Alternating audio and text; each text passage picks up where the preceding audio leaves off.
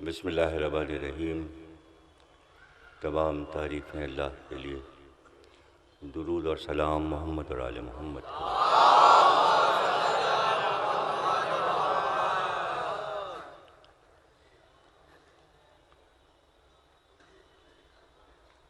پانچ روزہ مجالس کا جو سلسلہ شروع ہوا، سلسلے کی چوتھی تقریر آپ حضرات سماعت فرما رہے ہیں۔ چونکہ معصوم کا ارشاد ہے کہ مومن ہماری خوشی میں خوش ہوتا ہے اور ہمارے غم میں غمگین ہوتا ہے۔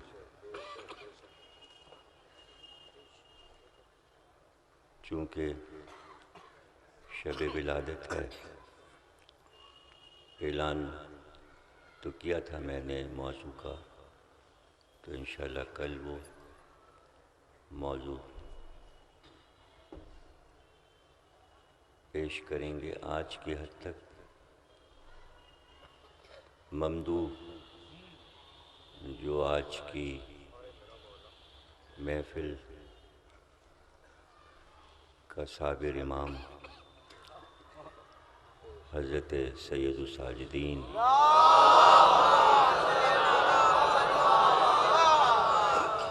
حضرت امام زین العابدین علی بن الحسین صلوات اللہ سلام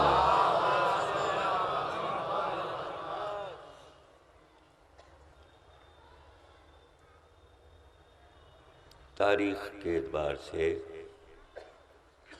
سلسلہ امامت میں فخر کا مقام یہ ہے کہ دو عظیم شجروں سے متعلق آپ کی ذات گرامی، ایک طرف عرب کا وہ عظیم شجرہ جو ہاشمی شجرہ کہلاتا ہے، اور دوسری طرف کسریٰ کا وہ عظیم شجرہ کہ جو 10,000 برس سے حکومت کر رہا تھا ایران پر، وہ آپ کا نانہال ہے۔ یہ ایک ایسا کارنامہ اور بصیرت تھی امیر المومنین حضرت علی بن ابی طالب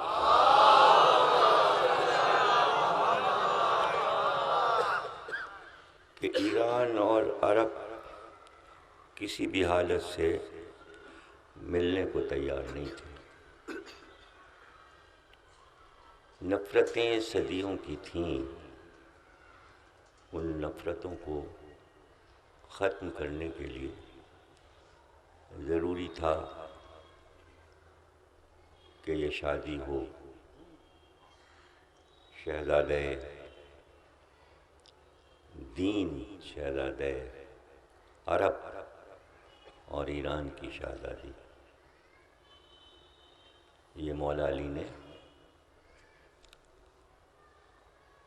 ایرانیوں کو ایک تحفہ دیا تاکہ وہ اسلام سے قریب آ جائیں، اس لیے کہ ایران کی قدیم نفرت اپنی جگہ تھی، لیکن تاراج ہونے کے بعد ان کی نفرت اور بڑھ گئی تھی۔ اس خلیج کو کیسے ختم کیا جاتا ہے؟ اور قوموں میں جب نفرت ہو جاتی ہے تو اسے ختم کرنا مشکل ہے، اور اس سے آپ اندازہ لگا سکتے ہیں کہ حضرت امام جعفر صادق صلوات اللہ علیہ ارشاد فرمایا کہ قرآن عربی میں آیا، نبی بھی عرب میں آیا، اور ایران نے قرآن کو بھی تسلیم کیا اور نبی کو بھی تسلیم کیا، ایمان لائے نبی پر بھی اور کتاب پر بھی۔ اور پھر آپ نے فرمایا کہ یہی قرآن اگر ایران میں اترتا اور فارسی میں ہوتا اور نبی ایران کا ہوتا تو کبھی قیامت تک عرب اس نبی کو مانتے نہ اس قرآن کو مانتے۔ یہ ایران کا کارنامہ ہے کہ اس نے عرب نبی کو قبول کیا اور عربی کے قرآن کو قبول کیا، جس کو اپنی فارسی پہ ناز ہو۔ اس نے عربی کا قرآن قبول کیا، اور آج عجیب بات ہے کہ جیسی عربی ایران والے جانتے ہیں عرب والے نہیں جانتے۔ جتنا قرآن پر ایران میں کام ہوا عرب میں نہیں ہوا، اور ایسی عربی ہے کہ دنیا ان سے عربی پڑھے۔ تو یہ محبت کیسے ہو گئی قرآن سے اور عرب سے، اور محبت بڑھتی گئی۔ یہ مولا علی کا وہ کارنامہ تھا کہ جسے آپ سیاسیات میں رکھیے، وہ باب جو وزارت خارجہ کہلاتا ہے، خارجہ پالیسی، یعنی بیرونی ملکوں سے تعلقات کیسے رکھے جائیں۔ عرب میں واحد مولا کی حکومت کا دور ایسا ہے کہ آس پاس کے جتنے ملک تھے ان سے عرب کے تعلقات خراب نہیں ہوئے۔ جیسے آپ کے ہندوستان کی پالیسی ہے کہ ہندوستان اپنے کسی بھی پڑوسی ملک سے تعلقات خراب نہیں رکھنا چاہتا۔ جیسے چین والوں نے بھی یہاں دورہ کیا اور امریکہ والوں نے بھی دورہ کیا، تو یعنی ہندوستان کی خارجہ پالیسی بہت اچھی ہے۔ یہ امیر المومنین کی دین ہے اسلام کو کہ بھائی خارجہ پالیسی تو اچھی چیز ہر قوم قبول کرتی ہے کہ پڑوسی ملکوں سے تعلقات اچھے رہیں۔ اور آپ دیکھ لیجئے کہ بھئی ہم خود ہی آئے ہیں ہندوستان، تو ہندوستان کی حکومت کے ہم شکر گزار ہیں کہ اپنے وطن آنے کے لیے انہوں نے ہمیں آسانی سے ویزا دیا۔ تو یہ خارجہ پالیسی کی خوبی ہے کہ بھئی ذکر حسین کے لیے ویزا مانگا گیا تو ان کی نگاہ میں حسین کی عظمت کتنی ہے، وہ منع بھی کر سکتے ہیں، لیکن انہیں پتہ ہے کہ لکھنؤ ایک عزاداری کا مرکز ہے، یہاں کے لوگ باہر کے ذاکرین کو بھی سننا چاہتے ہیں، ہمیں ان کی محبتوں کے بیچ میں رکاوٹ نہیں بننا چاہیے، اور یہ سیاسیات سے دور ہیں یہ چیزیں۔ تو مولا علی نے محبت پیدا کر دی، اور اس پہ ہمارے امام نے فخر کیا کہ ہم دو خیر قوموں کی یادگار۔ چوتھے امام نے فرمایا ایک حکومت ایران کی، ایک ملک، ایک قوم جو خیری خیر ہے، اور ایک عرب یعنی شجرہ آپ کا۔ دونوں شجرے حضرت نوح کے بیٹے سام سے شروع ہوتے ہیں اور آگے جا کے الگ ہو جاتے ہیں، اور حضرت شہربانو کے شجرے میں بھی 5 انبیاء آتے ہیں، اور سکندر ذوالقرنین آپ کے شجرے میں ہیں جناب شہربانو کے، یعنی وہ بھی انبیاء کا ہی شجرہ ہے۔ شجرے کے سارے لوگ نہیں ہیں نبی، لیکن ولی تو ہو سکتے ہیں، ولی تو ہو سکتے ہیں۔ اب یہ بڑے مسائل ہیں کہ ان پر گفتگو کی جائے کہ وہ آتش پرست تھے کہ نہیں تھے، وہ توحید پرست تھے۔ تو اس کے لیے ہر ایک ان باتوں تک پہنچ نہیں سکتا کہ اس کو ڈسکس کیا جائے، اس لیے کہ کسی کو نبی اور ولی ہونے کے لیے 2 یا 3 شرطیں ہیں۔ پہلی شرط یہ ہے کہ جھوٹا نہ ہو، سچا ہو، دوسری شرط یہ ہے کہ اللہ کو ایک مانتا ہوں۔ تو جہاں یہ چیزیں مل جائیں اور اس پہ ساری خوبیاں نبی والی موجود ہوں، تو اس کے لیے یہی ارشادات ہیں کہ کسی بھی قوم کے بڑے رہنما کو برا نہ کہو، ہو سکتا ہے کہ وہ نبی ہو سکتا ہے کہ وہ نبی ہو، اس لیے کہ چند انبیاء کا ذکر قرآن نے کیا ہے، زیادہ سے زیادہ 20-25 نام قرآن میں ہیں، اور تاریخ میں اگر زیادہ بڑھا لیں تو 30 ہوں گے یا 35، تو وہ سارے 1,24,000 کہاں گئے؟ وہ تعداد کیسے پوری ہوگی؟ تو اس پر بھی ایک بحث ہے کہ ہم اگر 1,00,000 نہ کر سکیں تو کم از کم 4-5 ہزار تو کہیں سے ڈھونڈ کے نکالیں۔ بھئی ریسرچ تو ہوتی ہے نا، تو کرنا چاہیے۔ تو میرا تو یہی کہنا ہے کہ جو نبی صفت ہوں تو ظاہر ہے کہ وہ تقیے میں نبی ہیں، انہیں یہ حکم نہیں ہے اللہ کا کہ تم اعلان نبوت کرو، نبی تو ہو لیکن پردے میں نبی رہو۔ تو اس لحاظ سے جناب اسماعیل کے بعد سے لے کر اور ابو طالب تک یہ سب پردے میں نبوتیں ہیں، یعنی انہیں اذن نہیں ہے کہ اعلان کریں، اور اگر نہ کہیں نبی تو کوئی بات نہیں، تو حجت تو ہیں، ولی تو ہیں۔ اور بہت سے ایسے قرآن میں اشخاص ہیں کہ جو نبی نہیں ہیں لیکن ان کی مدح ہو رہی ہے، تو ان کے لیے مفسرین نے کہا کہ بھائی وہ ولی ہیں۔ بہت سے لوگ کیا بھائی جناب لقمان کیا ہے، سورہ لقمان موجود ہے لیکن کہیں نہیں لکھا کہ نبی ہیں، لوگوں نے کہا ولی ہیں۔ جناب خضر کو لوگ کہتے ہیں کہ بھئی نبوت کا اعلان تو نہیں ہے قرآن میں، تو ولی ہیں۔ تو اسی طرح سکندر ذوالقرنین نے، قرآن نے نبی تو نہیں کہا لیکن تعریفیں تو بہت کی سکندر ذوالقرنین کی قرآن نے، تو ولی ہیں۔ تو پھر کہہ لیجئے کہ اسماعیل کے بعد اجداد پیغمبر سب ولی تھے۔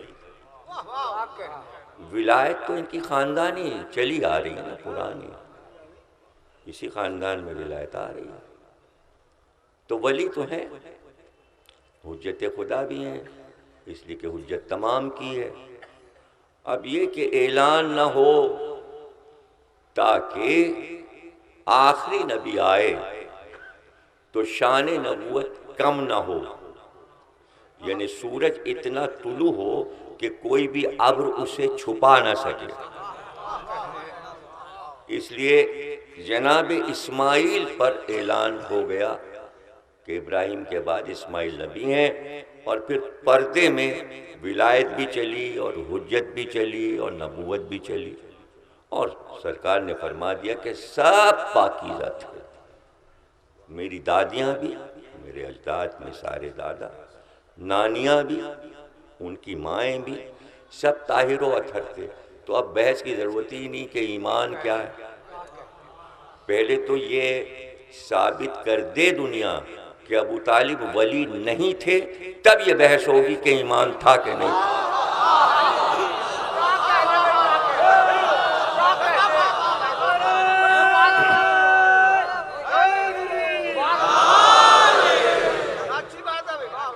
یہ کہ ولایت پہ دلائل ہم دیتے چلے جائیں گے، جسے رد کرنا ہے رد کر کے دکھا دیں۔ حضرت عبد المطلب کے لیے کہ آپ نے اعلان کیا تھا سب سے پہلے کہ کیا کیا حرام ہے، تو عرب میں فہرستی ہی عبد المطلب نے بنائی۔ جناب عبد مناف نے 7 طواف مقرر کیے تھے، تو آج تک تو ان کی شریعت کوئی بدل نہیں سکا کہ 8 کر دے یا 6 کر دے۔ تو ولایت کی دلیلیں تو میں دے سکتا ہوں، جھوٹ نہ بولنا، حرام جانور نہ کھانا، شراب پینا، یہ ساری چیزیں عبد المطلب نے حرام قرار دی، اور اسلام نے وہ سارے اصول لے لیے۔ تو ولی تو ہیں نا عبد المطلب، اور میں تو کہتا ہوں کہ جناب خدیجہ بھی ولیہ تھیں، وہاں بھی ولایت آ رہی تھی، اس لیے کہ عصمت کو آنا تھا۔ تو اب یہ بھی معصوم کا ارشاد ہے کہ جیسی پاکیزہ مریم بطول تھیں ویسے ہی شہربانو بھی تھیں۔ اب ہے معصوم کا ارشاد، پوری کتاب ہے میری حضرت شہربانو کی، آپ تفصیل اس میں پڑھ لیجئے۔ تو میں تو بہرحال معصومین کے ارشادات پر آنکھ بند کر کے ایمان لاتا ہوں، اس پہ بحث کی ضرورت نہیں سمجھتا۔ ہاں غیر معصوم کا کوئی قول ہو تو اس پہ بحث ہو، معصوم کے قول پہ بحث نہیں ہو سکتی کہ ایک پارٹی کہے نہیں اور ایک کہے ہاں، ایسی کوئی گنجائش نہیں۔ یہی حجت ہے کہ آپ آنکھ بند کر کے ایمان لائیے۔ کیا آپ 1400 سال کے بعد یہ بحث ہوگی کہ لا الہ صحیح ہے کہ غلط؟ اب کہنا ہے تو آنکھ بند کر کے کہیے لا الہ، آنکھ بند کر کے کہیے محمد رسول اللہ۔ ویسے ہی صاحبان ایمان کے لیے آنکھ بند کر کے کہیے علی ولی اللہ، اور قلب سے کہیے، معرفت کے ساتھ کہیے، اور اس میں شک و شبے کی گنجائش ہی، بحث کی کیا ضرورت ہے؟ یہ چیزیں ارکان دین بحث کے لیے نہیں ہوتے، بحث ہوتی ہے صرف اس بات پر کہ شکیات نماز کیا ہیں، اور کہاں وضو باطل ہو جاتا ہے، اور کہاں نماز باطل ہو جاتی ہے، اور کب روزہ باطل ہو جاتا ہے، اور کیا کیا احتیاطیں روزے میں۔ بحث نماز، روزے، حج، زکوٰۃ میں ہوتی ہے، اصول دین میں بحث نہیں ہوتی۔ اللہ ایک ہے تو توحید میں بحث کیا ہوگی؟ کیا یہ بحث ہوگی کہ نہیں دو چار اور تھے؟ اس میں بحث کیا ہے؟ وہ اللہ ایک ہے، وہ عادل ہے تو وہ عادل ہے، اس میں بحث کیا ہوگی؟ نبوت پہ بحث کیا ہوگی؟ بھائی 1 لاکھ آئے تو آئے، اس میں بحث کیا ہے؟ نبوت ہے۔ امامت میں بحث کیا ہے؟ قیامت آئے گی، بحث کیا ہے؟ اب قیامت پہ بھی بحث ہو تو قیامت ہے، ہے حکم قرآن آئے گی تو بآئے گی۔ تو بحث جو ہوتی ہے وہ فروع پہ ہوتی ہے، اصولوں پہ بحث نہیں ہوتی۔ تو میں معصوم کے قول کو حجت سمجھتا ہوں۔ آپ نے فرمایا کہ اگر ایران میں نبی اور قرآن آتا تو عرب کبھی نہ مانتے۔ یہ ایرانیوں کی علم پسندی تھی کہ عرب نبی پر ایمان لائے اور عربی کے قرآن کو معرفت کے ساتھ مانا، اور اس منزل پر پہنچے ایران کے لوگ علم کو اس طرح پا لیا کہ سلمان کو دیکھ کر رسول اللہ نے فرمایا کہ اس کی قوم وہ قوم ہے کہ اگر سریا میں بھی علم ہو تو یہ جا کے وہاں سے لیا۔ دیکھیے عربوں سے کیا کہا رسول نے، موازنہ تو کیجئے۔ عربوں سے کہا علم حاصل کرنے چین جانا پڑے تو جانا، عربوں کو بس چین تک کی اجازت دی، ایرانیوں کو آسمان کی بلند۔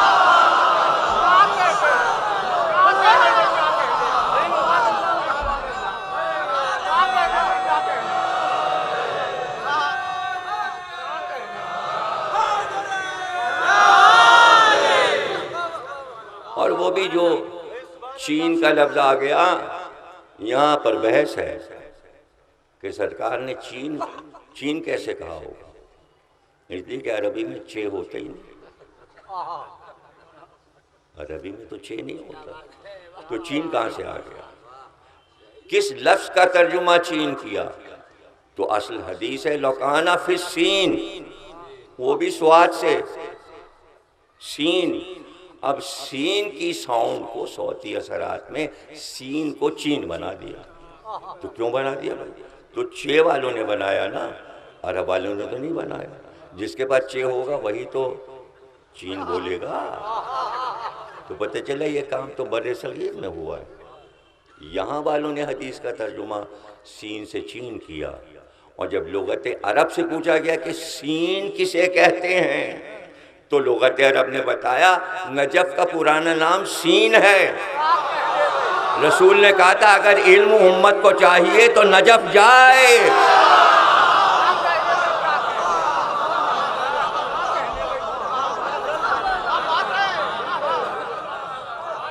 تو ایرانیوں سے تو نہیں کہا کہ چین جانا، اس لیے کہ آلریڈی وہاں علم موجود ہے، وہاں علم موجود ہے، اور وہ علم پسند ہیں، ان کے پاس علم کے خزانے صدیوں سے تھے۔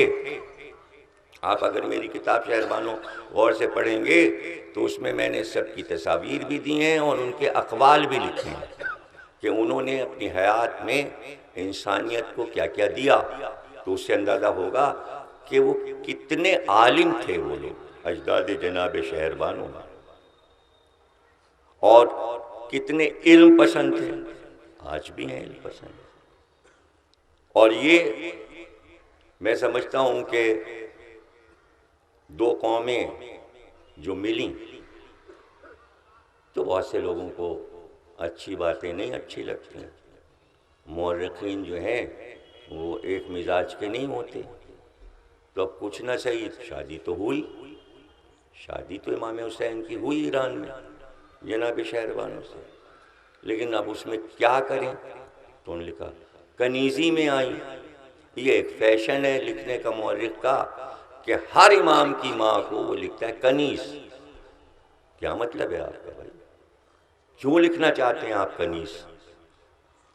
اگر یہ لکھ دیتے کہ جو بھی بی بی آ رہی ہے تو وہ معصوم کی کنیز ہوئی، آپ کی زبان سے کنیز کیسے ہو رہا ہے؟ میں سمجھ میں نہیں آتی بھئی، امت کی کنیز تو نہیں ہو جائے گی معاذ اللہ، اگر امام کی کنیز بن کے آ رہی، لیکن ایسا ہے ہی نہیں، کوئی بھی امام کی ماں کنیز بن کے آئی نہیں، شادیاں ہوئیں، بیاہ کرائیں، اس لیے کہ بنی ہاشم میں یہ دستوری ہی نہیں تھا۔ شورا میں مولا علی نے خطبہ دیتے ہوئے کہا کہ صرف ہم بنی ہاشم نکاح سے پیدا ہوئے، آگے کا جملہ مجھے کہنے کی ضرورت نہیں۔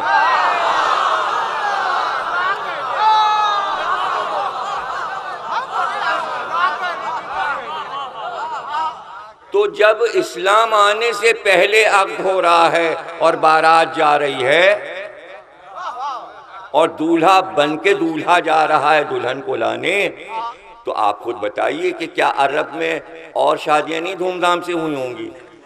اس کے معنی ہوئی نہیں، یہ صرف خدیجہ کی شادی کا حال اتنی دھوم دھام سے کیوں لکھا ہے؟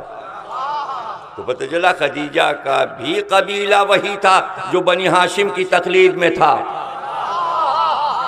اس لیے کہ جناب خدیجہ نے فرمائش کی تھی کہ دولہا بن کر آئیں، اور بارات کے استقبال کی تیاریاں ہوئی تھیں، سرکار کے بیٹھنے کے لیے ایک نشست تیار ہوئی تھی، صحرا تیار ہوا تھا، دعوت کا انتظام تھا، اتنی دھوم سے شادی ہو کہ 3 دن ولیمہ ہو، عربوں کو پتہ تو چل جائے کہ عبداللہ کے لال کی شادی خویلد کی بیٹی سے ہوئی ہے، اور کھا کھا کے یاد رکھیں۔ لیکن کھانا ایک ایسی چیز ہے کہ اگر کسی جگہ فنکشن میں کھانا ہو جائے تو وہ فنکشن پہ کوئی نہیں بھولتا، یہ ہر قوم میں ہے، اور جہاں کھانا نہ ہو تو یہ ارے صاحب ڈال دیا، بوتل پلا دی، 7 اپ پلا دیا، کوک پلا دیا، کچھ بھی تو نہیں کھانے کو رکھا۔ تو اللہ کو بھی معلوم تھا بغیر کھائے یاد نہیں رکھیں گے، اس لیے رسول اللہ کو حکم دیا دعوت ذوالعشیرہ کرو، کھانا پکواؤ۔ اللہ نے رسول سے کہا، رسول نے علی سے کہا کھانا پکواؤ۔ 13 سال کا لڑکا کہاں سے 3 دن کا کھانا پکوائے گا؟ میرے تو سمجھ میں نہیں آیا۔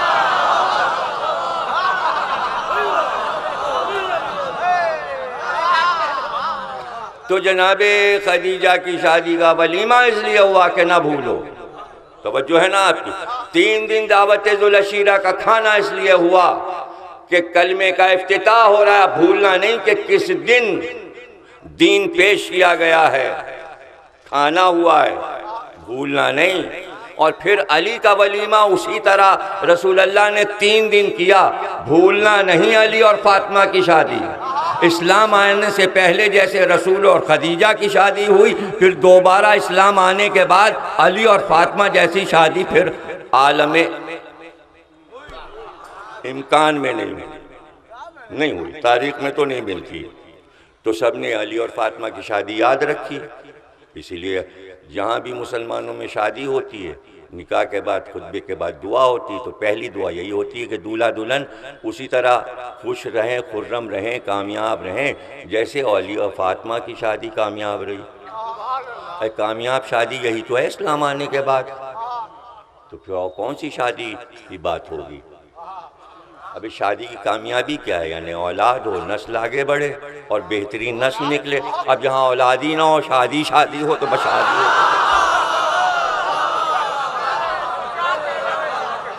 تو ایسی شادی تو وہاں پر برکت کے لیے تو دعا میں نہیں کر سکتے نا. اس لیے شیعہ ہو یا سنی، اس کو تو ہر نکاح کے بعد دعا کرنی ہے. تو وسیلہ جو ہے وہ علی اور فاطمہ کی شادی کا ذکر کرنا. زیادہ سے زیادہ ذکر کرے گا تو خدیجہ اور رسول کی شادی. اس کے آگے تو کوئی شادی کہیں گنجائش ہے نہیں. اور اگر کرے تو پھر آگے یہی شادی امام حسین کی شادی اور جناب شہربانو کی، اور پھر جناب نرجس خاتون تک دعا میں سب کو لائے. اس سے باہر تو کوئی شادی ہمیں تو نہیں نظر آتی امت میں کہ جسے دعا میں شامل کیا جائے. اگر آپ کو یاد آئے تو آپ بتا دیجیے، چاہے وہ معصوم کی ہی شادی کیوں نہ ہو. لیکن اس شادی کا ذکر نہیں ہوگا جو ناکامیاب ہو گئی. ابھی ناکامیاب شادیاں بہت سی ہیں، یعنی اولاد ہوئی. مثلا امام رضا کی شادی مامون کی بیٹی ام حبیبہ سے ہوئی، تو اس کا ذکر تو نہیں کریں گے نا دعا میں، اولاد ہی نہیں ہوئی، وہ لا ولد رہی. یا ام الفضل کی شادی امام محمد تقی علیہ السلام سے ہوئی، تو اس کا کیا ذکر؟ وہ تو شکایتیں کرتی رہی امام کی، حکومت وقت کو بار بار آپ کی شکایتیں کرتی رہی، تو اس کا کیا ذکر؟ تو ایسی ناکامیاب شادیوں کا کیا ذکر؟ آپ کا ذہن کہیں اور چلا گیا ہوتا ہے، یہ آپ ذمہ دار ہیں، میں نہیں.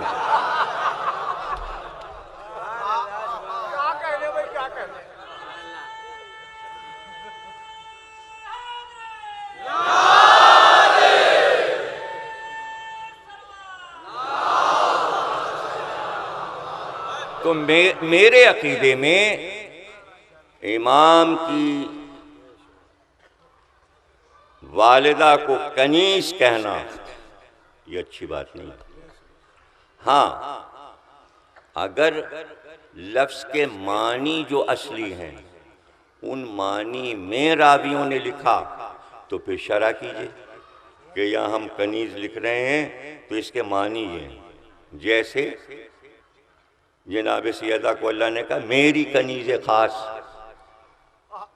تو ہے کسی کی مجال جو جناب سیدہ کو کنیز کہے؟ اللہ کہے میری کنیز خاص. تو اب یہ بھی تو پوچھے نا معصوم سے کہ اللہ نے یہ خطاب کیوں دیا سیدہ کو میری کنیز خاص؟ اس لیے کہ یہ پتہ لگانا ہے کہ کنیز کے معنی کیا ہیں. اس لیے کہ اللہ کی حدیث قدسی یہ آ چکی ہے پیغمبر کے پاس کہ میں چھپا ہوا خزانہ تھا، کنز مخفیہ. کنز کہتے ہیں خزانے کو، اور جس کی کنجی خزانے کی جس کے پاس رہتی اسے کہتے ہیں کنیز. کنیز کا لفظ خزانے سے ہے. میری کنیز خاص سیدہ، میں چھپا خزانہ تھا کنجی سیدہ کے پاس.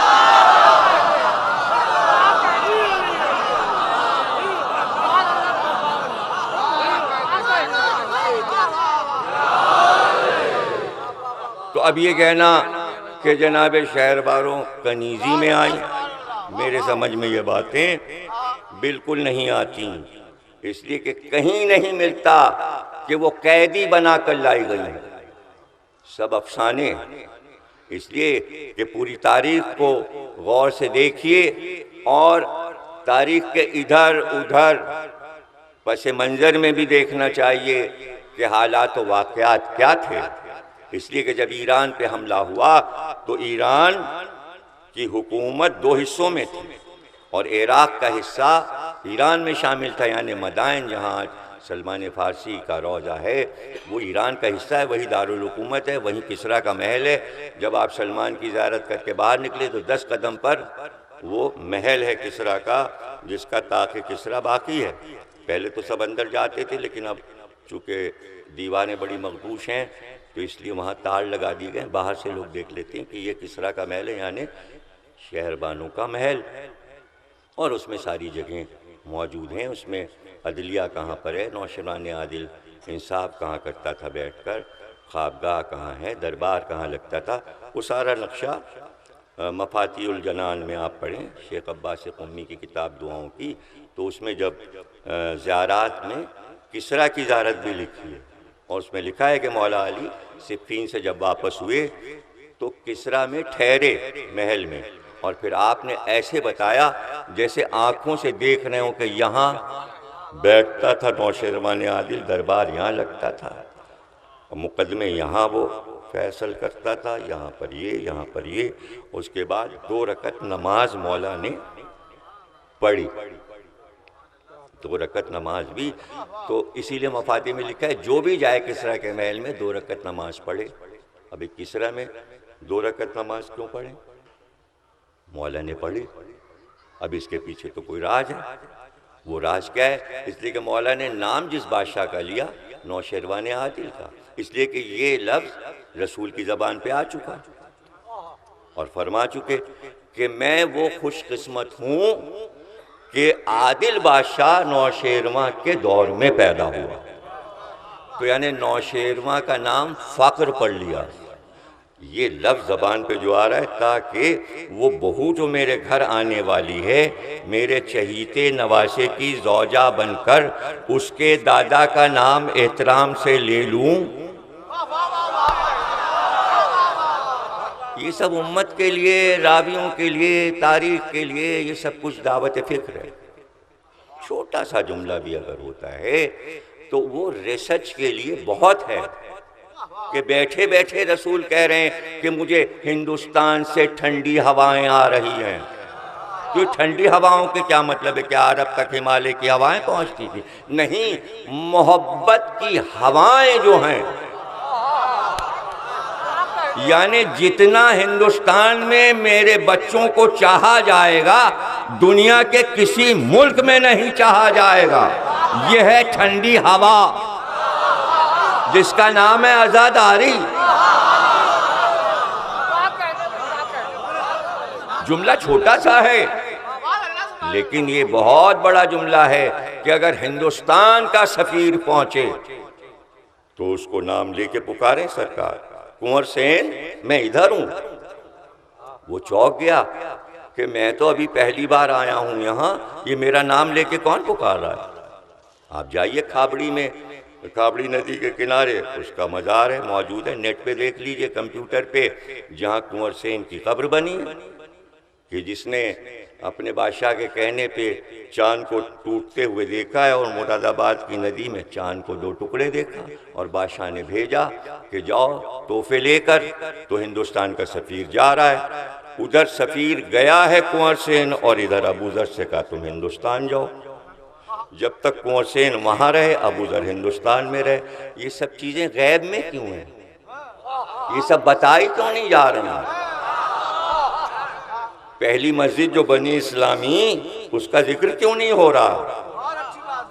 تو بھائی یہ سارے مسائل جو ہیں، قوموں میں محبت پیدا کرنا، انسانوں میں آپس میں محبت پیدا کرنا، قوموں کو قریب لانا، اسی لیے تو انبیاء کو بھیجا جاتا تھا، یا اس لیے بھیجا جاتا تھا کہ فرقے بناؤ، جاؤ گروہ بناؤ، حملہ کرو، ملکوں کو لوٹو۔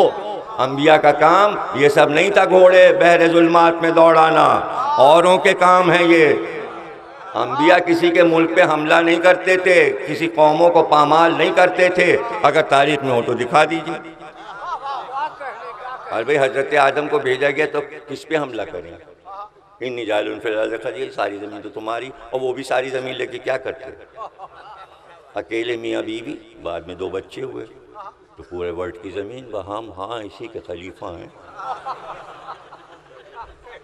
مطلب یہ تھا کہ وراثت میں زمین رہے گی، اور جہاں جہاں سرداری جائے گی تمہاری اولاد میں، پاکیزگی اور طہارت جہاں امامت جائے گی، زمین اسی کی رہے گی۔ اب بھلے کوئی زمین لے لے، اور اگر اپنی زمین مانگے کوئی معصومہ، تو اس کا مطلب یہ نہیں ہے کہ زمین کا جھگڑا ہے۔ بھائی فدق کا کوئی جھگڑا نہیں تھا، جھگڑا نہیں تھا، بلکہ جناب فاطمہ نے انٹرنیشنل بین الاقوامی ایک پیغام دیا تمام قوموں کی عورتوں کو کہ چونکہ معاشرے کا کمزور طبقہ ہے تو ایسا نہ ہو کہ وراثت میں اسے دبا لیا جائے۔ پھر دوسرا پیغام تمام انسانوں کو دیا کہ اگر کسی چیز پر تمہارا حق ہو تو خاموش نہ بیٹھ جانا، یہ سوچ کر کہ مضبوط لوگوں سے کیسے مانگیں، حق نہیں ملے گا، مطالبہ ضرور کرنا، حق ملے یا نہ ملے۔ اگر آج زہرا یہ میسج نہ دیتی تو پوری دنیا حقوق نہ مانگ رہی ہوتی، یہ سوچ کر کہ حکومتیں مضبوط ہیں، حقوق کیسے مانگنا، تاکہ تاریخ میں لکھا جائے حق تو تھا، جو نہیں دے گا وہ ظالم ہے۔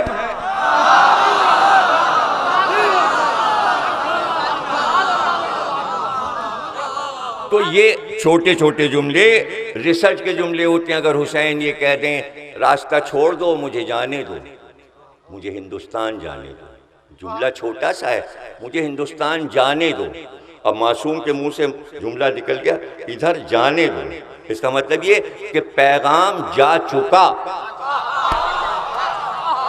جملہ منہ سے نکلا، پیغام جا چکا اور پہنچ گیا پیغام۔ اور فخر کیا ہندوستان والوں نے اس پر کہ اچھا ہوا بھائی کہ ہم وہاں نہیں تھے، قاتل حسین تو نہیں ہے۔ آج ہندوستان اسی پہ تو فخر کر رہا ہے کہ ہم قاتل حسین تو نہیں۔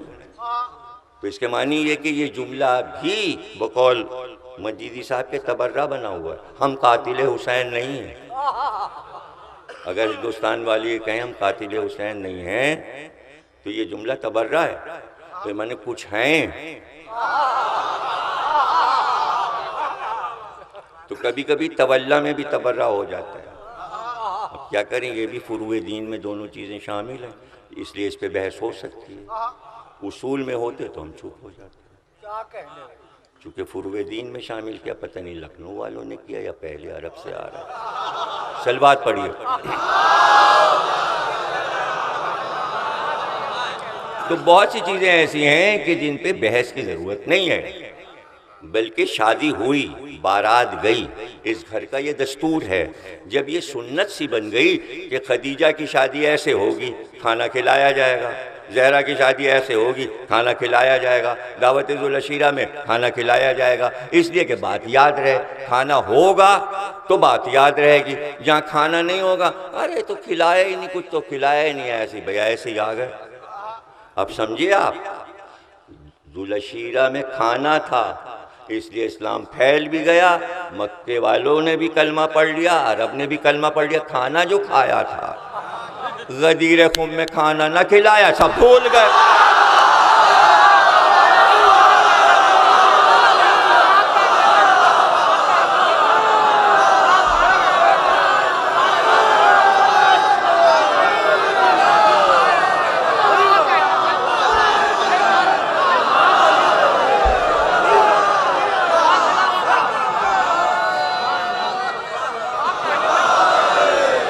ارے بھائی کھانا کیا، وہاں تو پانی تک نہیں تھا، وہاں تو سایہ بھی نہیں تھا، وہاں تو اپنے عمامے اتار اتار کے پیروں میں باندھے تھے۔ زمین جل رہی تھی، ایک عجیب ہنگامی صورت تھی، آفتاب کی حدت تھی، گرمی کی شدت تھی اور منبر کی جدت تھی۔ بھائی اسی پہ جو یاد رہ گیا جن لوگوں کو، ممبر کی وجہ سے یاد رہ گیا، ورنہ کھانا تو ہوا ہی نہیں۔ اور پھر اس کے بعد دستوری ختم ہو گیا کھانے کا کہ اب کھانا دینی چیزوں میں نہ ہو، تو چوتھے امام نے کہا نہیں بھائی ذکر حسین میں کھانا ہوگا تاکہ کبھی ذکر حسین کوئی بھولے ہی نہ۔ تو تبرک اس لیے بڑھ جائے تاکہ یاد تو رہے کہ کیا سن کے آ رہے ہیں۔ تو اب دینی چیزوں میں صرف مجلس ایسی چیز ہے کہ بغیر تبرک کے مجلس نہیں ہوتی، اور اگر کھانے کی چیز نہ ہو تو لوگ کتاب بانٹ دیتے ہیں، کوئی نہ کوئی تحفہ بانٹ دیتے ہیں۔ تبرک ضروری ہے، تبرک بہت ضروری ہے، اور مجلس بھی تبرک بن جائے تو بہت اچھا ہے۔ اب بہت سے لوگ سوچتے ہیں بھائی تبرک نہ بانٹیں، کسی باہر کے ذاکر کو بلا کے پڑھوا دیں تو مجمع بھولا رہے گا کہ تبرک نہیں ملا، چیزیں بہت سی مل گئیں ہیں۔ اور ہاں اگر سردی بہت زیادہ ہو جاتی تو چائے پلا دیا، گرمی بہت پڑ گئی تو شربت پلا دیا۔ یہ لکھنؤ سے شروع ہوا پوری دنیا میں پھیل گیا۔ یہاں کشمیری چائے تھی، وہاں وہ والی کھولی ہوئی چائے بنتی ہے، کشمیری تو وہاں کسی کو بنانی آتی نہیں۔ اور شربت بھی یہاں والا ناظم صاحب کے امامباڑے والا فالسے کا، ظاہر ہے ہر ایک کو فالسہ ہوتا ہی نہیں تو کیا بنے گا، فالسہ تو یہاں ہوتا ہے، یا بالنگے کا شربت یا خس کا شربت، یہ سب لکھنؤ والوں کی ایجادیں ہیں۔ تو کھانا ہو اور غدیر میں نہ ہو، یہاں تک ہم آ گئے، اور شادی ہو اور ولیمہ ہو۔ تو جب تاریخ میں یہ جملہ آیا کہ امام حسین کے عقد کے بعد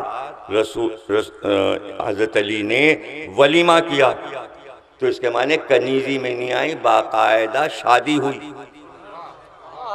اور اب وہ سن لیجئے حال کہ شادی کیسے ہوئی۔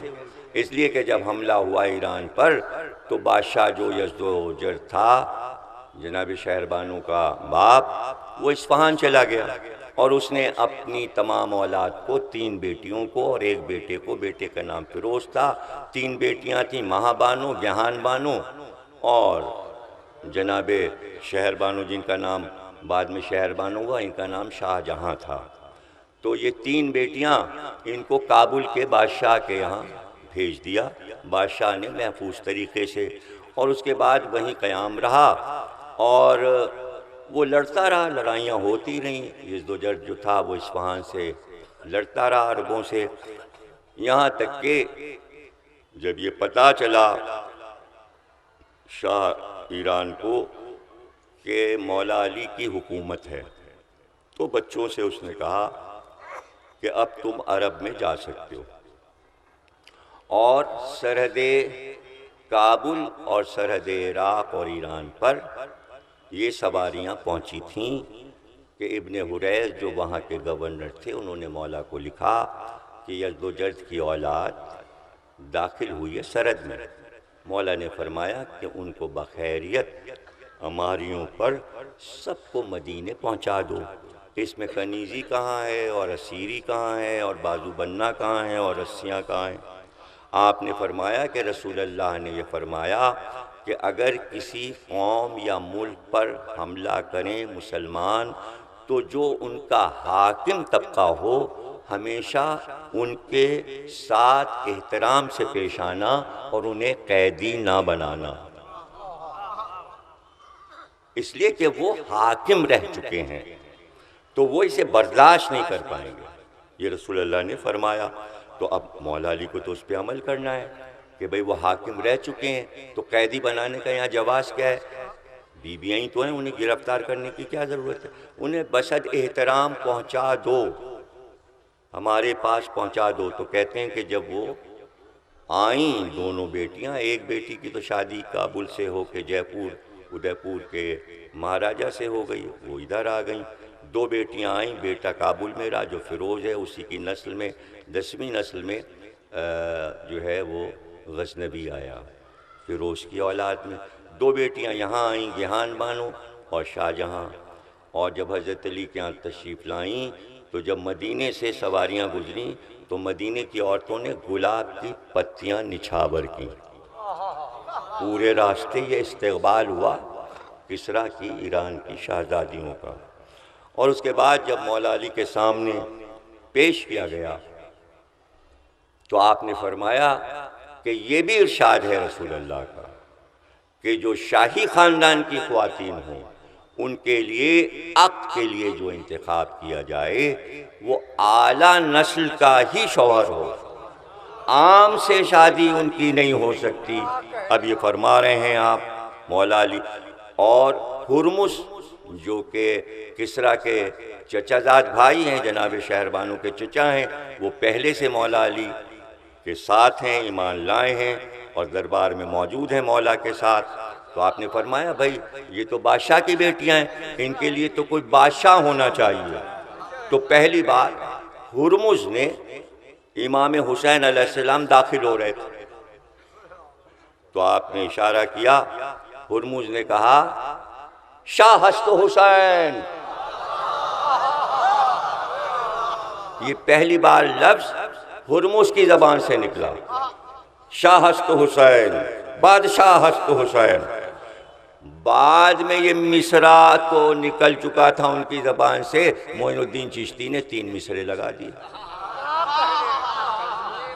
یہ پہلی بار ہرمز نے کہا شاہست حسین، بادشاہست حسین، اور اسی وقت طے ہوا، جناب شہربانوں سے دریافت کیا مولا علی نے، اور عقد کا اہتمام ہوا۔ بعد میں جناب شہربانوں نے فرمایا کہ میں خواب دیکھ چکی تھی کہ میرے خواب میں جناب فاطمہ آئیں اور انہوں نے فرمایا کہ شہربانو تو میری بہو ہے، اور پھر رسول خدا آئے اور حسین میرے خواب میں آئے، رسول اللہ نے عقد پڑھا امام حسین سے۔ یہ شہربانوں نے اپنا خواب بیان کیا، اس میں کنیزی کا کیا مسئلہ ہے، اسیری کا کیا مسئلہ ہے، باقاعدہ شادی ہوئی ہے، اور جناب شہربانوں کس مرتبے پر ہیں، اس لیے کہ 70 کنیزیں ساتھ تھیں جناب شہربانوں کے۔ تو 70 کنیزیں جس کے ساتھ ہوں وہ کنیز کہاں سے ہو گئی، وہ تو ملکہ ہے۔ اور ان کنیزوں کو اس وقت آزاد کیا ہے جب عقد ہوا، اور چند کنیزوں کو اپنے ساتھ رکھا۔ ایک کنیز نے کہا کہ بی بی کس آرام سے آپ کسریٰ کے محل میں رہتی تھیں اور کچے مکان میں آ گئیں، یہ تو بالکل آپ کے لیے جنت سے جہنم بن گئی۔ تو آپ نے اس کو ڈانٹا اور کہا تجھے نہیں معلوم، وہ جہنم تھا، یہ جنت ہے، یہ زہرا کا گھر ہے، اور یہ میرے لیے فخر ہے۔ چونکہ زیادہ دن حیات نہیں رہی جناب شہربانو، اس لیے زیادہ فضائل بی بی کے نہیں ملتے، لیکن تھوڑے بہت فضائل بی بی کے ملتے ہیں۔ بس یہی فضیلت سب سے بڑی ہے کہ سید الساجدین کی ماں ہیں، حسین ابن علی کی زوجہ ہیں، اور علی جیسے امام کی بہو ہیں، کہ شادی کے بعد آپ نے کہا ہم تمہارا خطاب شہربانو رکھتے ہیں۔ بانو یعنی ملکہ، شہر کی ملکہ۔ یہ خطاب علی نے کیوں دیا شہزادی کو؟ اس لیے کہ علی ہی دے سکتے تھے، اس لیے کہ حدیث یہ آئی، رسول اللہ نے فرمایا میں شہر علم ہوں، علی اس کا دروازہ ہے۔ تو اب شہر کے علم کے شہر میں ایک بہو بھی چاہیے تھی، جس سے 9 امام آئیں گے، تو وہی تو علم کے شہر کی بانو ہے، 9 اماموں کی ماں ہے۔ بھئی یہاں تک آپ کو یہ تمیز تھی، میں اپنے ممدوح تک آنا چاہتا تھا۔ اب میں جناب سید سجاد تک پہنچ گیا، اور ظاہر ہے کہ لوگوں کو پریشانی ہوتی ہے کہ یہ وہاں تہران میں جناب شہربانوں کا مزار کیسے بن گیا، تو اس کے لیے ظاہر ہے کہ بغیر تحقیق کے لوگوں نے روایت بنا لی کہ وہ کربلا میں تھیں، اور کربلا سے گھوڑے پہ بیٹھیں اور وہاں پہنچ گئیں۔ روایت بنانے والے کی کمزوری یہ ہوتی ہے کہ پتہ چل جاتا ہے، اس لیے کہ رسول اللہ نے فرمایا کہ اسلام میں گھوڑے کی پشت پہ بیٹھنا عورت کے لیے حرام ہے۔ تو راوی کی کمزوری یہیں سے ظاہر ہو گئی کہ جناب شہربانو گھوڑے پہ بیٹھ ہی نہیں سکتی تھی، اور تاریخ اسلام میں کہیں بھی تاریخ اہل بیت میں کبھی کوئی عورت گھوڑے کی پشت پہ نہیں بیٹھی، اس لیے روایتی ضعیف ہو گئی، کمزور۔ اب چونکہ اس کو پتہ نہیں چلا کہ ہم کیسے تحقیق کر کے یہ بتائیں کہ یہاں کیسے، تو اس کا واقعہ میں نے لکھ دیا ہے اپنی کتاب شہربانوں میں، اور جو انگلش میں کتابیں لکھی گئی ہیں ایران میں، فارسی میں، اس میں بھی یہ روایت موجود ہے کہ چونکہ مولا علی نے یہ چاہا تھا، خط لکھا تھا یزدجرد نے کہ ہم آپ کے پاس آ کے کلمہ پڑھنا چاہتے ہیں، ہم آپ کے خادم بننا چاہتے ہیں، ہم ایران کی سلطنت کا مطالبہ نہیں کرتے، آپ جیسے امام کے خادم بن کر رہیں گے۔ اور سارے ایرانی شہزادے مولا علی کی خدمت میں آ گئے تھے تو وہ بھی آنا چاہتا تھا۔ تو مولا علی نے امام حسین سے فرمایا کہ چونکہ یہ بیٹی ہے اس کی، اور شہربانوں کو لے کر تم خود ایران جاؤ اور اس کو لے آؤ۔ لیکن جب تہران کے اس مقام تک امام حسین پہنچے، غلام کنیزیں سب ساتھ تھیں، اور وہی ضمانت تھا کہ شہزادہ سید الساجدین کی آمد تھی۔ اور جب پہنچے وہاں پر خیمے لگے، اسی مقام پر تہران کی پہاڑی کے پاس سید الساجدین کی ولادت ہوئی، آپ دنیا میں تشریف لائے، آپ کے نور کا ظہور ہوا، اور 7 دن کے بعد، اور بعد نے کہا 17 دن کے بعد جناب شہربانو کی وفات ہو گئی، اور وہیں پر ان کی قبر بنی۔ اور اس کی وجہ یہ ہوئی کہ ادھر سے یزدجرد چلا، لیکن راستے میں جب وہ اپنی تلوار پہ دھار رکھوانے کے لیے رکا تو وہ لوہار یہ نہیں جانتا تھا کہ یہ بادشاہ ہے، اس نے دیکھا کہ اس کی تلوار میں ہیرے جڑے ہیں، اس نے سوتے میں اس کو قتل کر دیا۔ اور جب اس کے مرنے کی خبر آئی تو شہربانو اس وقت امام کی آمد تھی، اور باپ کے مرنے کے صدمے میں آپ کا انتقال ہو گیا، اور بچے کو لے کر کنیزوں کے ساتھ امام واپس آ گئے، اور وہیں بلندی پر جناب شہربانو کی قبر بنا دی۔ اس طرح تہران میں جناب شہربانو کی قبر بنی، اور وہ زیارت گاہ ہے۔ وہ عاشور کے دن نہیں آئی، اس لیے کہ کربلا میں موجود جناب شہربانو نہیں تھیں۔ اور امام زین العابدین کی پرورش حضرت زینب نے کی، اور بہت فخر سے کی، جیسے جناب علی اکبر کی پرورش کی اسی طرح جناب سید الساجدین کی بھی پرورش کی۔ امام کا مرتبہ تاریخ میں کیا ہے، میں ایک جملے میں آپ کو بتائے دیتا ہوں۔ بڑے فضائل ہیں امام کے، اگر بیان کروں تو بہت دیر ہو جائے گی، اور اگر کچھ بیان کر سکا، موقع ملا ابھی آگے تو گفتگو بھی ہو جائے گی، لیکن صرف ایک پہلو میں اپنے اچھے ذہنوں کے مالک سامعین کے سپرد کرنا چاہتا ہوں کہ امام جعفر صادق صلوات اللہ علیہ ایک خوبصورت جملہ امام کا سنانا چاہتا ہوں، اور یہ پہلے کہہ چکا ہوں کہ معصوم کی زبان سے اگر معصوم کے فضائل ہوں تو اس میں حسن ہی کچھ اور ہوتا ہے۔ تو اب پوتا جو ہے وہ دادا کی ایک فضیلت بتا رہا ہے، اور میں امام کے حوالے سے آپ کو بیان کر رہا ہوں۔ اور صاحب تشریف فرمائیں، اور امام فرماتے ہیں کہ دیکھو اسلام میں مسلمانوں میں جو تفرقے ہو کر الگ الگ گروہ بن گئے، اگر یہ سب مسلمان بعد کربلا سید الساجدین پر متفق ہو جاتے تو ایک فرقہ نہ بنتا۔ میں اسی کی تشریح کروں گا، ہو سکتا ہے اسی پہ تقریر ختم ہو جائے، اور مجھے یہ جملہ امام کا بہت پسند ہے۔ اس کی شرح میں کرتا ہوں تاکہ بچوں کے بھی سمجھ میں آ جائے کہ امام نے کیا فرمایا، اور آپ اس پہ غور کر لیجئے۔ بھئی ہوا یہ کہ بعد رسول اللہ کے بعد رسول اللہ نے یہ کہا کہ تمہارے لیے ہم ایک امام بنا رہے ہیں۔ امت نے کہا کہ نہیں، ہم آپ کی بات کو پسند نہیں کرتے، ہم خود ہی اپنا بنائیں گے۔ علی نے کہا ٹھیک ہے بھائی بنا لو۔ علی چپ بیٹھ گئے، امت نے اپنا خود ہی فیصلہ کر لیا۔ پھر ایک اور فیصلہ ہوا، پھر ایک اور فیصلہ ہوا، امت اپنی پسند کا فیصلہ کرتی گئی۔ بھئی بات تو سمجھ گئے نا، اب لکھنؤ والوں کو زیادہ تو نہیں سمجھانا ہے۔ یعنی اللہ رسول کی بات پسند نہیں آئی، امت پر ہی چھوڑ دیا۔ علی نے بھی اچھا بھائی ٹھیک ہے، جاؤ اپنی پسند، ہم بھی تو دیکھیں کہاں تک تمہاری پسند جاتی ہے۔ یہ جملہ جا کے جڑے گا امام صادق سے کہ امت کی پسند کیا ہے اور اللہ اور رسول کی پسند کیا ہے، توجہ کیجئے گا ایک ایک جملے پر۔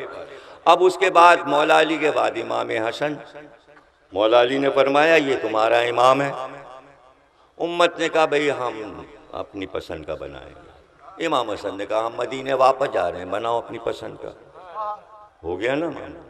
اب امام حسن علیہ السلام کی بھی سن 50 میں شہادت ہو گئی، اب امام حسین، اب امت کے سامنے امام حسین، اور پتہ ہے کہ رسول فرما گئے کہ یہ کھڑے ہوں تو امام، یہ بیٹھیں تو امام، یہ ہر عمر میں امام ہے، جھولے میں ہوں جب بھی امام۔ تو امت کو تو یہ سب یاد ہے، لیکن امت نے اپنی پسند کا اظہار کیا کہ ہم حسین کو اپنا امام نہیں بنائیں گے تو اپنی پسند کا حاکم بنا لیا۔ کہاں سے بات شروع ہوئی؟ جب اللہ اور رسول کا حاکم سامنے آیا، امت نے کہا ہم اپنا بنا رہے ہیں۔ بھائی تو تھا نا امت کے پاس، جبھی تو بنا رہی تھی، کینڈیڈیٹ تھا جبھی تو بنا رہی تھی نا۔ بھئی علی کے مقابل کینڈیڈیٹ تھے، امت نے بنا لیا۔ حسن کے مقابل کینڈیڈیٹ تھا، بنا لیا۔ حسین کے مقابل تھا، امت نے بنا لیا۔ امام یہ فرما رہے ہیں بعد کربلا امت کے پاس اسٹاک ختم ہو گیا۔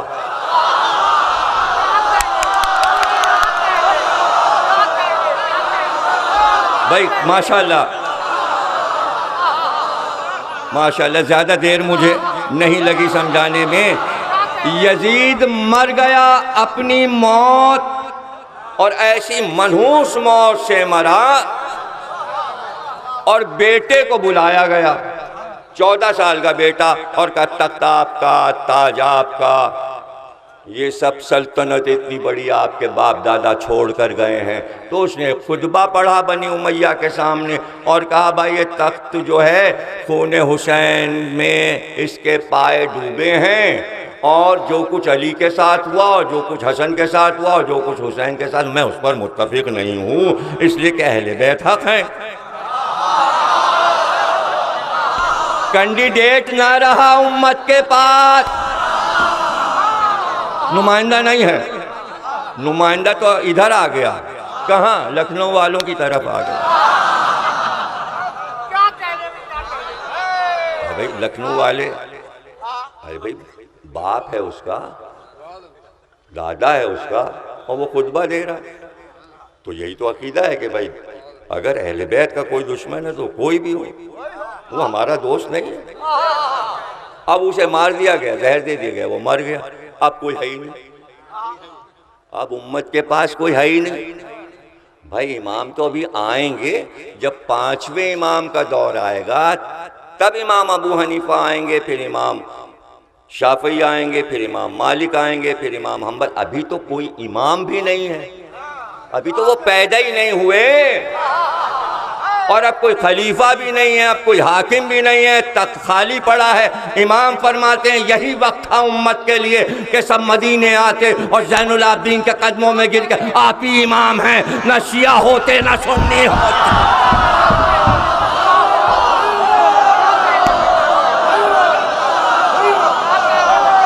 کہتے یہ تخت و تاج آپ کا ہے، آپ کے باپ دادا کا ہے، قبضہ ہو گیا تھا، آئیے۔ کتنی نادان قوم تھی کہ امام پاس نہیں تھا، خلیفہ نہیں تھا، پھر بھی مدینے نہ آئے اور ضد میں بیٹھے رہے اور ڈھونڈتے رہے کوئی مل جائے مل جائے 90 برس کا مروان ملا، اور وہ بھی 6 مہینے کے بعد مر گئے، امام کے پاس نہیں آ رہے۔ تو کتنی نادان قوم ہے یہ کہ امام موجود ہے، اور امام سے کہا جا رہا ہے چلیے تخت و تاج پہ قبضہ کر لیجئے، اور امام کیا فرما رہے ہیں کہ بھائی ہمارے لیے ایک سمت مقرر ہے، ہم اسی سمت جا رہے ہیں، دنیا نہیں سمجھ سکتی کہ ہماری سمت کیا ہے، ہماری سمت تخت و تاج نہیں ہے۔ تو اب مرتبہ بڑھ رہا ہے، اس لیے کہ اگر کوئی کہے بھی کہ تخت و تاج چاہتے ہیں تو امام کا مطالبہ نہ کرنا، جبکہ موقع ہے، تخت خالی پڑا ہے، ملک کا حاکم نہیں ہے، مدینے کے حاکم بھی یہی ہیں، مکے کے حاکم بھی یہی ہیں، جہاں جہاں سلطنت اسلامی ہے اب اس وقت حاکم یہی ہیں، قبضہ کر سکتے تھے، فوج بنا سکتے تھے، خاموش رہ کر بتایا کہ اب میرے بابا پہ الزام نہ لگانا کہ کربلا حکومت لینے کے لڑنے کے۔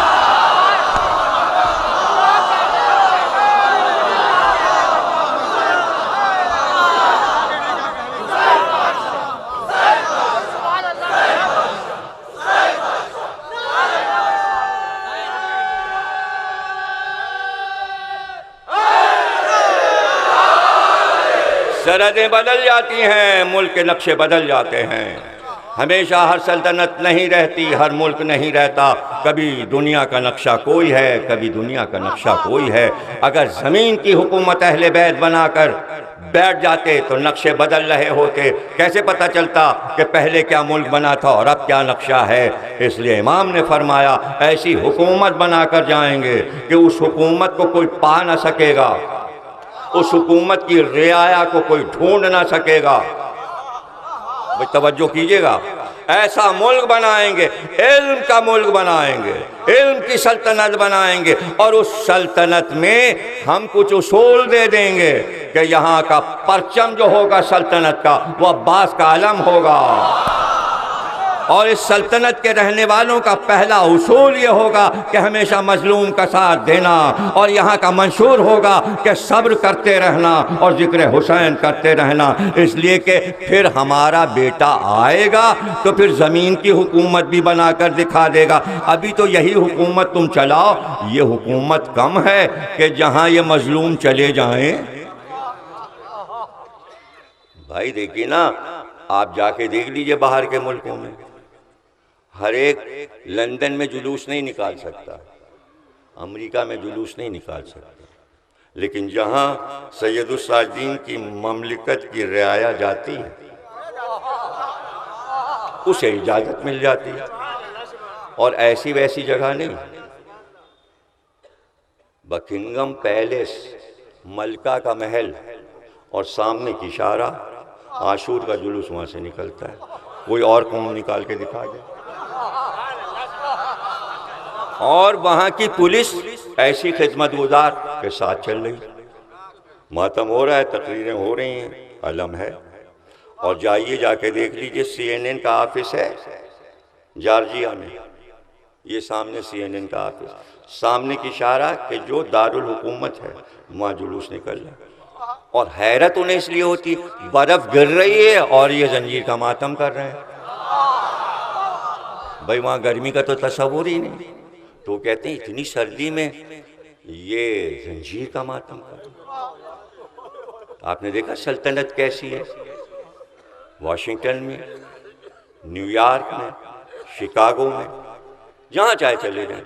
اب ایک ملک اور آپ کو سنا، یہ وہ سب ملک ہیں جہاں میں گیا ہوں، یونان بھی گیا، ایتھنس وہاں کا دارالحکومت، پتہ چلا کہ بھئی یہاں مسجد نہیں بن سکتی، اس لیے کہ آرتھوڈاکس فرقہ ہے عیسائیوں کا جو یونان میں حاکم ہے، 3 فرقے ہیں ان میں، تو اس میں جو سب سے سخت ہے وہ یونان میں، اس لیے وہاں مسجد نہیں بن سکتی۔ جب ان کے یہاں اولمپک ہوئے سالانہ، تو سعودی عرب نے کہا کہ اجازت دیجیے ایئرپورٹ کے سامنے ہم مسجد بنا لیں، لاکھوں ریال سے بننے کی تیاری تھی لیکن اجازت نہیں ملی۔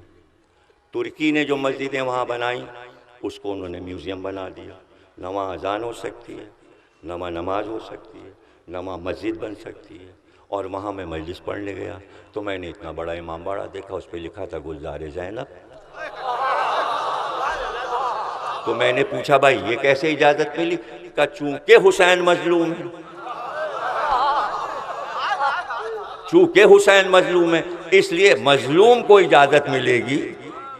اور صرف یہ نہیں کہ مجلس کے لیے امام باڑہ بنا ہوا ہے یونان میں، بلکہ امام باڑے کے باہر جو روڈ ہے اس پر علم آیا اور سب نے وہاں ماتم کیا اور جلوس نکلا، اور یونان کا ٹی وی پوری خبر بنا رہا تھا، 5 ٹی وی مسلسل اس جلوس کو دکھا رہے تھے۔ تو محرم میں جلوس نکلتا ہے یونان میں، تو حسین کی حکومت لوگوں کے سمجھ میں آئی، سید الساجدین کی حکومت سمجھ میں، یہ ہے حکومت۔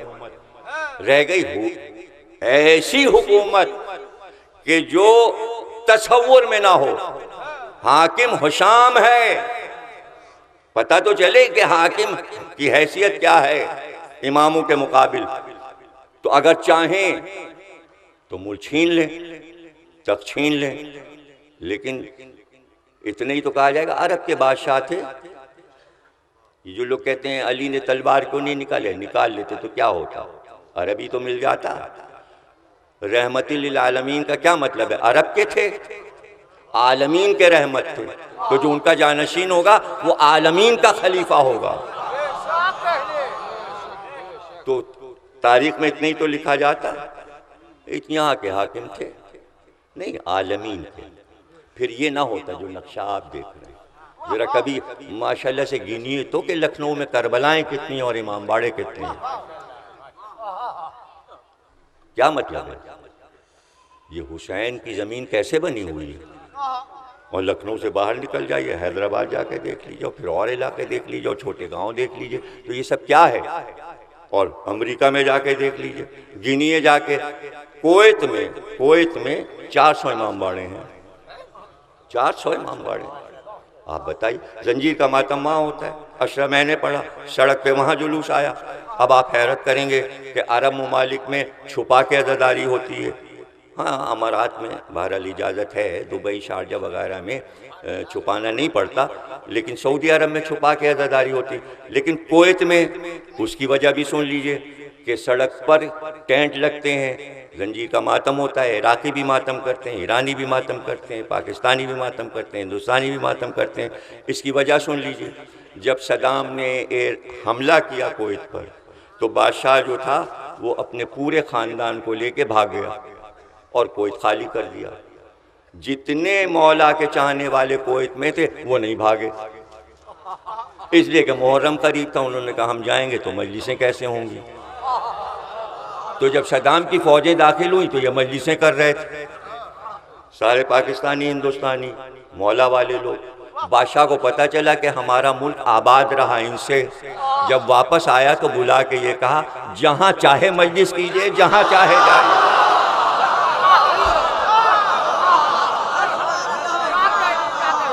اس لیے کویت میں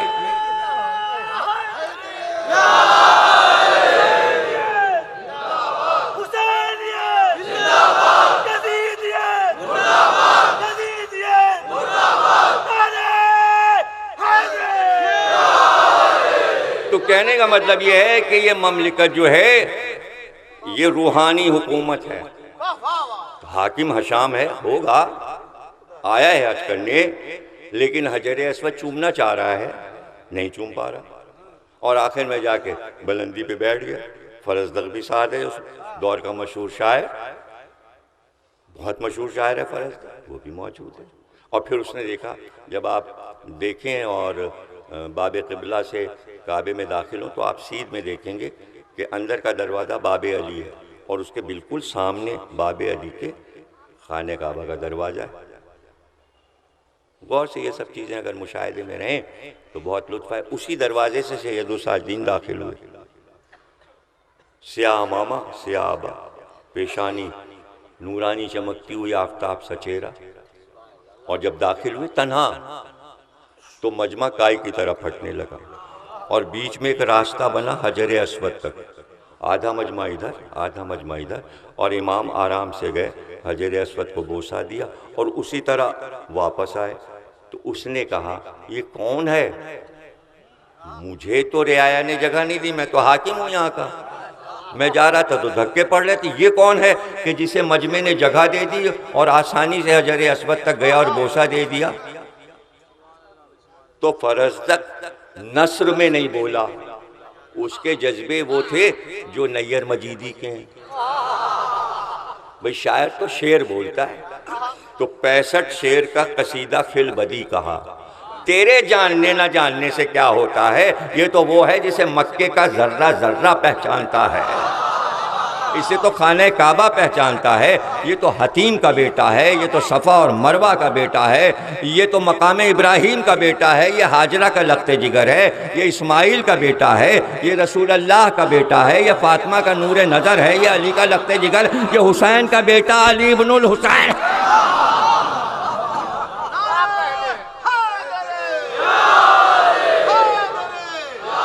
تو حکومت زمینوں پہ نہیں، حکومت یہ ہے کہ جسے امت رکن دین سمجھ کر چوم رہی ہے وہ ان کی خدمت گزاری میں آگے آگے ہیں۔ یہ ایک دستور ہے اہل بیت کے گھر کا کہ ابو طالب نے اپنے ایمان کو اصحاب کہف کی طرح دل میں چھپایا، اس لیے کہ چچا بھتیجے کو بچانا چاہتا تھا۔ جب بھی بھتیجے پہ آنچ آتی ہے تو چچا آگے بڑھ جاتا ہے۔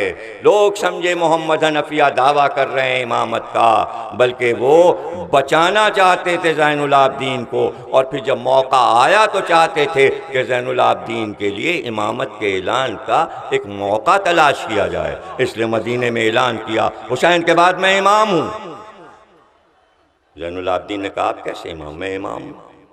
تو اہل بیت کے گھر میں کوئی ایسی چپکلش ہو جائے تو لوگوں کو حیرت ہوتی، ذرا مزہ بھی آتا ہے، ارے بھئی گھر میں ایسا ہو گیا۔ نہیں، گھر میں ایسا نہیں ہو گیا، آپ کو راضی نہیں معلوم کیا ہو گیا۔ چچا چلیے پھر خانہ کعبہ، حجر اسود سے گواہی دلوائی، یہ ہے حکومت۔ تو چچا بھی چلے گئے، کہتے کہ بھائی حجر اسود پتھر کہاں بولے گا، یہی فیصلہ کر لو۔ یہ چلے کیوں گئے؟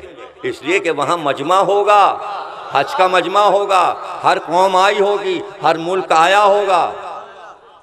یہ وہی مقام ہے جہاں علی کی ولایت کا اعلان ہوتا ہے، حجی کے بعد تو ہوتا ہے۔ محمد حنفیہ نے اسی جگہ کی تلاش کی کہ اب پتہ تو چل جائے حسین کے بعد امام کون ہے، تاکہ اپنے زمانے کے امام کو یہ امت پہچان تو لے، ورنہ جاہلیت کی موت مرے گی۔ جس نے اپنے زمانے کے امام کو نہیں پہچانا تو حجت تو تمام ہو جائے، تو حجت چچا تمام کرتا ہے، جیسے ابو طالب نے حجت تمام کی کہ یہی ہے نبی، تو اب ضروری ہے کہ چچا بتائے یہی ہے امام، اس لیے کہ بزرگ خاندان تھے۔ 2 رکعت نماز محمد حنفیہ نے پڑھی، حجر اسود سے کہا گواہی دے میں امام ہوں۔ کیوں بولتا بھائی؟ سید سجاد نے کہا بول گواہی دے میں امام ہوں۔ حجر اسود چٹکا، آواز آئی بے شک آپ ہی امام ہیں، آپ خاندانی امام ہیں، آپ کے ہی نسل میں امامت چلے گی۔ سب نے سن لیا، گویا محمد حنفیہ نے زین العابدین کے لیے کعبے میں غدیر خم بنایا۔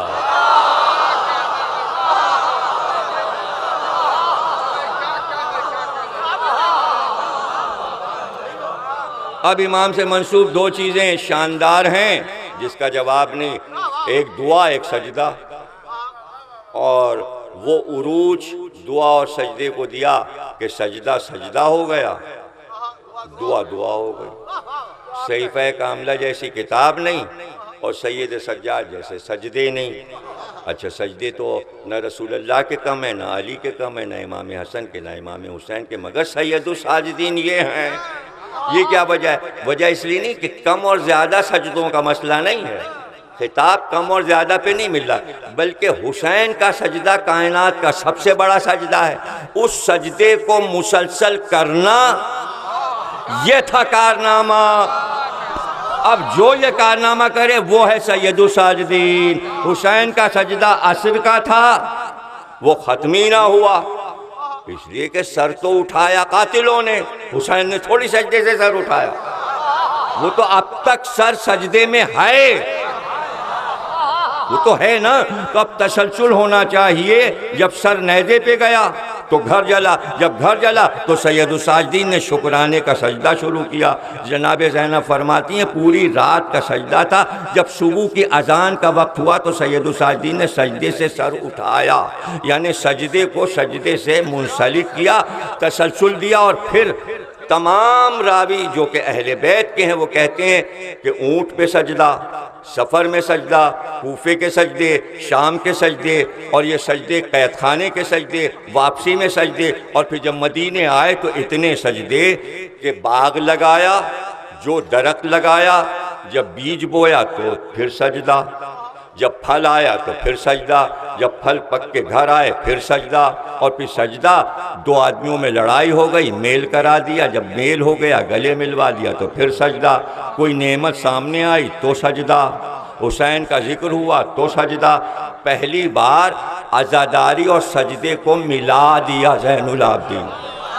اب جدا نہیں ہو سکتے، عزاداری اور سجدہ جدا نہیں ہو سکتا۔ دیکھیں یہی تو ہے سارا مسئلہ۔ سورہ کوثر کیا ہے؟ اِنَّا أَعْطَيْنَاكَ الْكَوْثَرَ، ہم نے تمہیں انعام دیا کوثر۔ اور اگلی آیت کیا ہے؟ فَصَلِّ لِرَبِّكَ وَانْحَرْ، سجدہ کرو اپنے رب کا اور قربانی دو۔ قربانی اور سجدے کو ملا دیا۔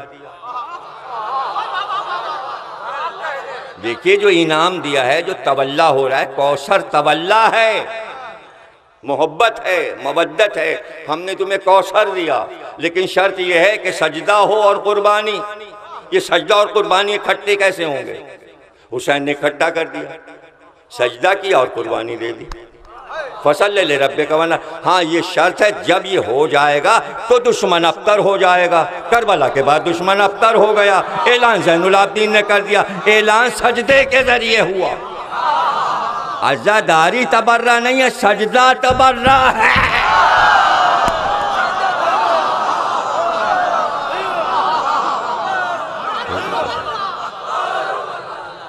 اس لیے کہ دیکھیے تیاری کیا ہے، وضو کے بعد مصلی پہ آئے، اقامت اذان، اقامت نیت، قیام، سورہ الحم، سورہ اخلاص یا سورہ کوثر، رکوع، یہ ساری تیاری کیا تھی؟ ایک سجدے کے لیے، ایک سجدے کے لیے ساری تیاری وضو سے یہاں تک۔ معراج نماز سجدہ، صرف سجدے کی تیاری ہے یہ ساری، اصل چیز روح نماز سجدہ۔ یہ جو جملہ نکل گیا نا ابھی تو وہ سمجھانا ہے نا بھائی کہ سجدے سے بات ثابت ہو رہی ہے، جو سجدہ کر رہے ہیں وہ یہ بات سمجھیں، اور جہاں جہاں سجدہ ہو رہا ہے وہ سب یہ سمجھیں۔ اب دیکھیں ایک جملہ طاہر جرولی صاحب کا یاد آیا، ایک اشرا انہوں نے نماز پہ پڑھا تھا، پورا اشرا نماز پہ پڑھا، اس میں جب سجدے پہ آئے تو اس میں یہ نقطہ مجھے یاد آ گیا طاہر جرولی صاحب کا، فرماتے ہیں کہ بھائی رکوع ایک، قیام ایک، ہر رکعت سجدے دو، یہ دو سجدے کیوں؟ اب انہوں نے سمجھایا، ان کا سجدہ تو ایک ہی ہے، سجدہ ایک ہی ہے، چونکہ یہ کہتے ہیں استغفر اللہ اور پھر سجدے میں او پروردگار تو نے بچا لیا، کیا مطلب؟ یعنی یہ تیاری جو ہوئی سجدے کے لیے ہوئی، جب سجدہ ہو گیا تو اسی میں بہکا تھا شیطان، اللہ نے کہا تھا سجدہ کر، اس نے نہیں کیا، اس نے نہیں کیا، تو اب ہم نے کر لیا، اب تم نے کر لیا تو اب جلدی سے استغفر اللہ، اور وہ بہک گیا تھا، شکرانے کا سجدہ دو۔ ایک سجدہ تولی کا ہے، دوسرا تبرک۔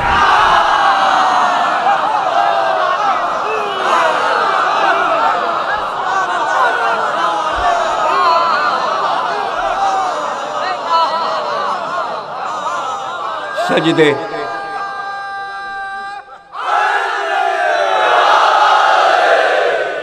سجدہ اور آنسو، اور اسی سجدے سے ہر کام لے لیا۔ دیکھیں لوگ سمجھتے ہیں کہ بس نماز پڑھ لی اور سجدہ کر لیا، امام نے بتایا ایسے پڑھو اور ایسا سجدہ کرو کہ یہ تمہارے لیے روحانیت بن جائے، جو کام چاہو اسی سجدے کے ذریعے کر لو۔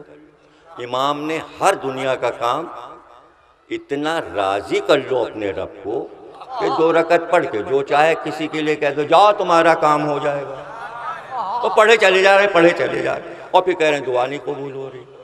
ارے بھائی سجدہ تو معرفت کا ہو جائے، معرفت کا سجدہ تو ہو جائے۔ جب آپ یہ بحث کرو گے کہ علی کا نام ہو کہ نہ ہو تو سجدہ کیسا، سجدہ خود ہی آپ سے بھاگے گا، اس لیے کہ سجدہ تو ان کے گھر کا ہے، شعور تو سجدے کا انہوں نے سکھایا، اور آپ اپنی طرف سے سجدہ کیے چلے۔ ارے جس نے سکھایا ہے اس کے احسان مند تو ہو جاؤ، سر کٹا دیا سکھانے میں، اب اس سے زیادہ اور کیا بتاتے کہ سجدہ کیسے ہوگا۔ علی نے بھی سجدے ہی میں سر دیا اور حسین نے بھی سجدے میں سر دیا، اور کوئی دنیا میں اگر تیسرا نام آپ کو یاد آ جائے امت کا کہ جس نے سجدے میں سر دیا ہو تو اس کا نام کل ہمیں بتا دیجیے۔ 2 ہی ہستیاں، یا علی یا حسین، اور وہیں سے منسلک کیا، گھر جل گیا اور شکرانے میں سجدہ ہو رہا ہے۔ یہ تو اسی گھرانے کے علاوہ اور یہ کام کون کر سکتا ہے؟ تو اب آپ بتائیے کیوں نہ ان کے عاشق ہوں، اور کیوں نہ 2 گھنٹے بیٹھ کے ذکر سنیں، اور کیوں نہ ایسی محفلیں سجائیں۔ آپ تقاضا کریں کہ اوروں کا ذکر ہو، سکندر اعظم کا بھی ذکر ہو، اور سقراط کا بھی ہو، اور ارسطو کا بھی ہو، ابھی ہوگا اگر وہ اہل بیت کے موئی میں تو ہوگا، ان سے بڑا ذکر ہی کوئی نہیں ہے۔ دنیا کی ہر فضیلت اللہ نے ان کو عطا کر دی، سجدہ کر کے دنیا کو سکھا دیا، بتا دیا، سجدے میں تھے اور شور ہوا کہ بیٹا کنویں میں گر گیا۔ سجدے سے سر نہیں اٹھایا نہ نماز توڑ. جب سجدہ پورا ہو گیا کنویں کے پاس گئے اور اس سے کہا میری امانت واپس کر دے. پانی خود اوپر آیا, بیٹے کو لے کر لیا اور ماں کے حوالے کر دیا. اور پھر لوگوں سے کہا آپ نے شور سنا تھا, سجدے سے سر نہیں اٹھایا. کہا ضرورت کیا تھی, ضرورت کیا تھی, میرا بیٹا فخر یوسف ہے. جب یوسف کو کنواں نقصان نہ پہنچا سکا تو میرے بیٹے کو. اطمینان دیکھیے, یہ ہے اطمینان. دعائیں ایسی دعائیں صحیفہ کاملہ پڑھیے. سرحد کی حفاظت, قرض کی ادائیگی, جان کی حفاظت, عمر کی درازی, قرضے کی ادائیگی, ہر چیز کی ایک دعا بتا دی, یہ پڑھو اور کام ہو جائے گا. اس کے علاوہ گلستان سجاد کے نام سے آپ کا دیوان بھی ہے جس میں آپ نے منظوم دعائیں پیش کی ہیں. تو یہ تمام چیزیں ہمارے پاس یادگار ہیں مولا کی. اور سب سے بڑھ کے مولا کا تحفہ عزاداری مجلس ہے, محفل ہے. اور اس طرح سجا دیا مجلس کو, اس طرح سجا دیا کہ اس میں کشش محسوس ہو, آنسوؤں میں کشش محسوس ہو. اور ظاہر ہے کہ یہ تاریخ امام کی ولادت کی ہے, یہ مہینہ امام سے منسوب ہے. آپ کی آمد پر مولا علی موجود تھے. دادا نے خوشیاں منائیں, چچا نے خوشیاں منائیں, باپ نے خوشیاں منائیں. اور جو فضیلتیں تھیں امام کی وہ اسی وقت مولا علی نے گود میں لے کر بتا دیا کہ اس بچے کی فضیلت کیا کیا ہے. ظاہر ہے کہ اتنی فضیلتیں ہیں, کیا کیا بیان کی جائیں. جو ہو سکا وہ بیان کر دیا. اور ظاہر ہے کہ میلاد کی شب ہے اس لیے میں تقریر کو ختم کر رہا ہوں. اور کل کی مجلس چونکہ دوسری شب لگ جائے گی اس لیے جو وعدہ تھا فدق کا وہ اور مصائب وہ میں کل ذکر کروں گا. اور 5ویں تقریر ہوگی. اس کے بعد اور بھی مجلسیں ہیں, جو چیزیں یہاں رہ جائیں گی وہ درگاہ کی مجلس میں عرض کر دیں گے. اور بھی کئی مجلسیں ہیں تو ہم آپ کے لیے دعا کرتے ہیں, اللہ آپ کو خوش رکھے.